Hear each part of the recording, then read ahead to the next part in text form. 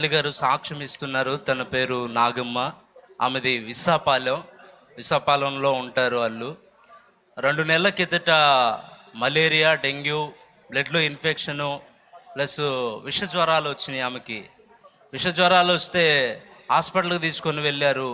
దాదాపు 10 హాస్పిటల్కి తీసుకొని వెళ్ళినప్పటికీ 10 హాస్పిటల్లో చెప్పింది ఏమిటంటే 10 డాక్టర్లు ఒకటే చెప్పారు, ఈమె బ్రతకటం కష్టం, మీరు ఇంటికి తీసుకొని వెళ్ళండి, ఆమె రోజులు మనిషే, మా వల్ల అయితే కాదని 10 హాస్పిటల్కి వెళ్ళినప్పటికీ 10 డాక్టర్లు అదే చెప్పారు. 2 నెలలు అలా హాస్పిటల్ చుట్టూరు తిప్పారు, ఎటువంటి ప్రయోజనం లేదు. వాళ్ళ కుటుంబ సభ్యులు ఏం చేశారంటే, ఇలా కాదు, దేవుని సన్నిధికి తీసుకొని వెళదాం, దేవుడే స్వస్థపరుస్తాడు, దేవుడే చక్కటి ఆరోగ్యాన్ని ఇస్తాడని తండ్రి సన్నిధి మినిస్ట్రీకి తీసుకొని వచ్చి ఇక్కడ ఉంచారు. 3 దినాలు ఉంచారు. 3 దినాలు శాలేమన్న ఒకరోజు కలిసి ప్రార్థన చేశారు.